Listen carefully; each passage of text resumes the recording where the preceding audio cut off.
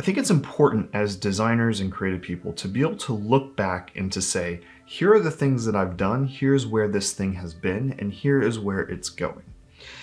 What I want to do is I want to take a look at some of these old designs, kind of react and critique them a little bit, and also kind of talk a little bit about how the problem framing and solution designing, if that's the right word, how that has come forward and how that has evolved as I have continued to work on this project. So this first design that we'll take a look at is so old, it's actually in a completely different piece of design software that I was using at the time in like 2017, 2018-ish, I think. I actually don't remember if I had worked on this in 2019 or if I kind of evolved it up until that point.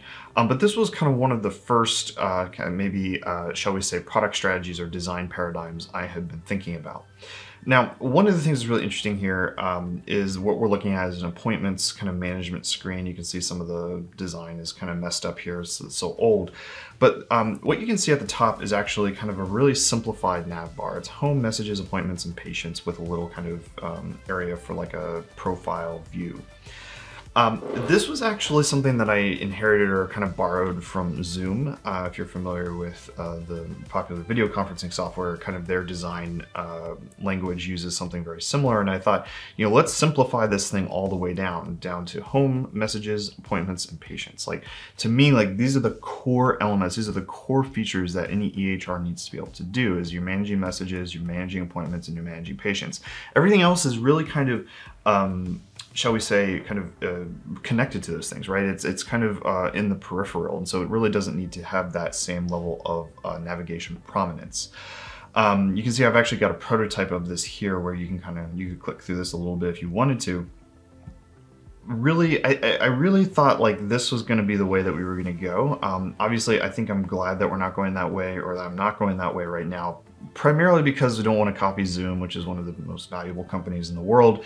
But I also think like this is kind of simplified a little bit too far. This is a really interesting idea around simplification. Like how much do you simplify, right? How much do you abstract away from the interface at every single point of contact the user has?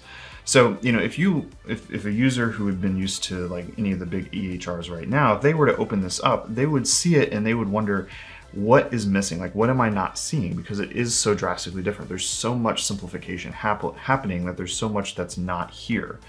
And that could be actually quite concerning to some people. But I also think maybe the simplification has gone a little bit too far. We're actually missing some pretty core features or core elements of what a piece of software like this needs to be.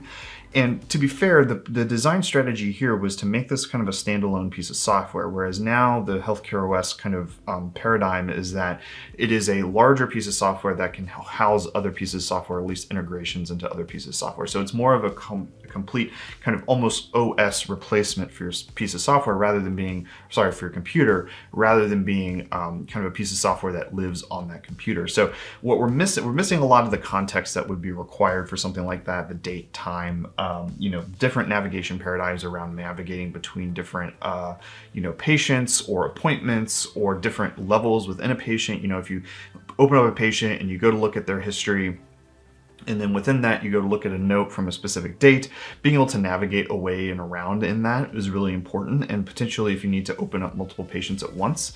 You know, while this is a good idea, I think like some of the paradigms here around, you know, having a patient listed with the name or with their date of birth, you know, when their appointment is, you know, kind of their status, all those types of things, like all of that stuff I think still works really well. But I do think like this was really a simplified way of thinking about it. Some of this was not quite as maybe refined as it could be, particularly as it relates to things like the checked in status. You know, so having someone checked in, actually instead of vitals being taken as kind of the status, it would actually be roomed. So there were some things here that I wasn't really aware of in terms of like how this kind of thing would work. But there were definitely like good things here in terms of like inputting data, data pieces here like on this vitals screen, being able to, you know, having the right things kind of labeled and available, even if I didn't get super far with the prototype. So the next thing we can take a look at here is actually charting. Now charting is really interesting, something we haven't really talked about too much on the channel in terms of how a physician actually charts their experience, writes the note from the appointment. But one of the things that I have thought about and actually started introducing here in some of these designs is the idea of block-based note-taking. Now, this is not a new theory. Block-based note-taking is very popular in tools like Notion. Dropbox Paper does this a little bit, but it's primarily like Notion, Roam Research, Coda all kind of do similar kinds of things where you can kind of basically create a predetermined block and have it populate and then just basically fill in the text. And this is something that I still believe is a very interesting potential interaction pattern for note-taking, because it can help speed up that note-taking process, and you can create modular templates based on a single block.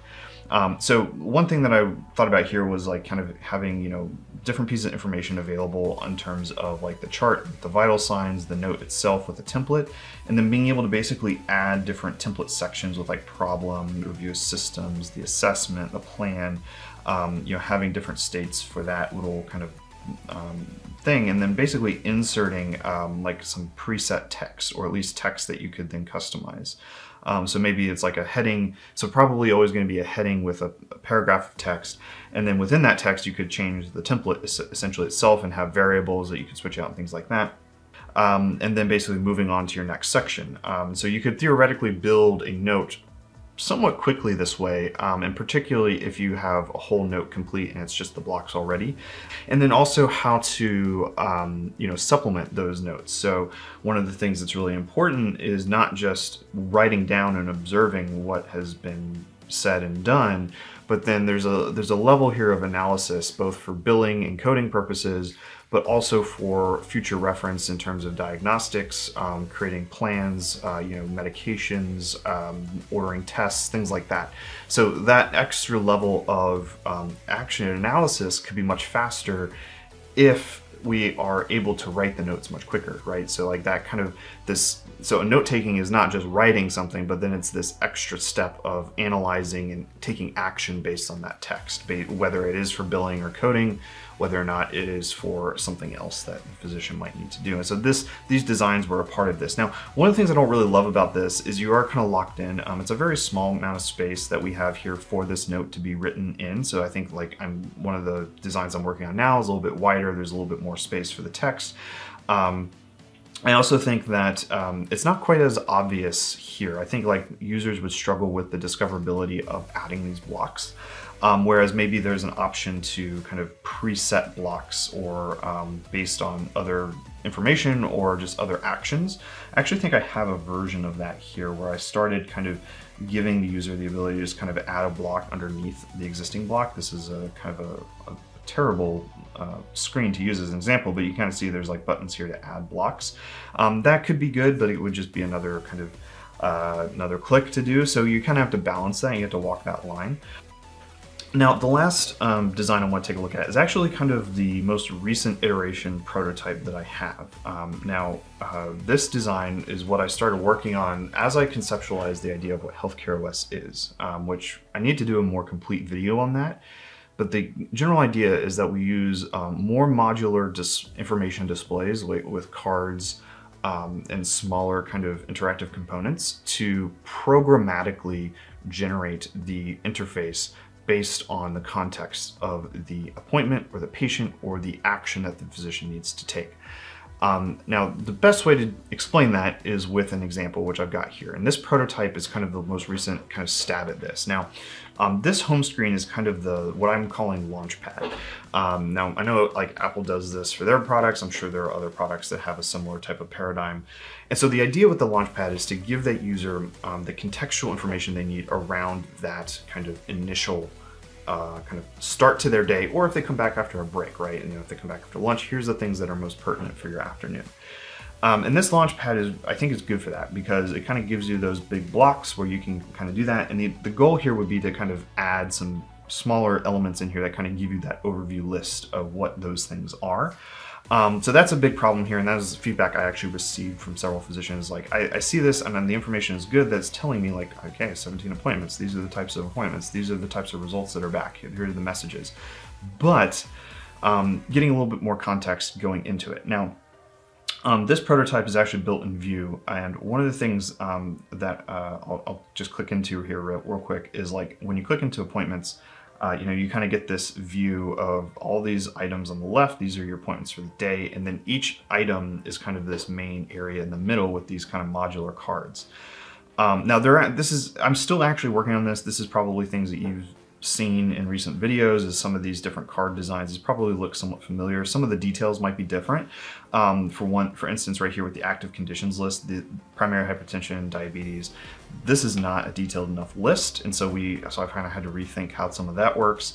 Being able to view chart. Rescheduling felt a little like big to put here. Like the users are basically like, this is a lot of information. This is a big button that doesn't really need to be here very much. And so like, this is not something I would be doing, basically, was what physicians told me. But so you can see here that, you have this card, and then next to it is kind of a way to open new cards. I don't know, yeah, it's not connected in this prototype. But basically you could imagine, hitting open last appointment, and you have a card kind of identical open up next to it. Open up to this current card that would show like, here's the last appointment, here's the notes, here's the vital signs, here's what came out of that appointment, things like that. And that's a much more modular, fast way, I think, to, and from what physicians have told me, to kind of move through this information and move through the information as they need it. You don't necessarily always need to open the last appointment. Sometimes it's more important to look at the allergy list or the medication list or something like that. Those things are almost always important, but the nuance and the detail there, depending on the type of patient, depending on the chief complaint, why they're in, those things are often different enough and require enough nuance that accessing those very small, minute, detailed differences is often the big challenge with moving through current EHRs. So being able to give this kind of way of quickly opening those things without having to move to new screens and without having to leave the current context can be a lot faster and more helpful for a user than kind of the current navigation paradigms. So what I like about this is that you're still kind of giving them these pieces of options. I think there's a couple things that I'm thinking about moving forward with this in terms of how do we open these things? Where do they live? Does it require a click? Things like that. I've also got something where there's like a new navigation bar down at the bottom to help you move between items and to maybe hold a few other extra actions for the day. Or for this particular appointment. And so you could theoretically move between these appointments a little bit faster and maybe have a little bit more context going on. So I hope you found this helpful and interesting. I always really I think it's useful to go back and review old things. I often think about like comparing myself to where I was last year or 2 years ago, 3, 4, 5 years ago. And it's really evident to me just how far I've personally come with working on this project and my understanding of health tech and the healthcare space. Just like even in the little things like buttons and text and things like that, I feel like I've gotten a lot more, I have a much deeper understanding of how things work. So I hope this is encouraging to you that you can see progression. You can see that version 1 is not necessarily the version that you're going to launch with. Version 1 and version 2 and version 3 often aren't the first, are often not the best ideas, and sometimes you have to iterate and experiment and explore as you're going through that. If you like this video, I really would appreciate a like down below and subscribe if you haven't already. I try to post about once a week about what I'm working on in health tech and healthcare and designing for next generation electronic health record. Thanks for watching, and I'll see you soon.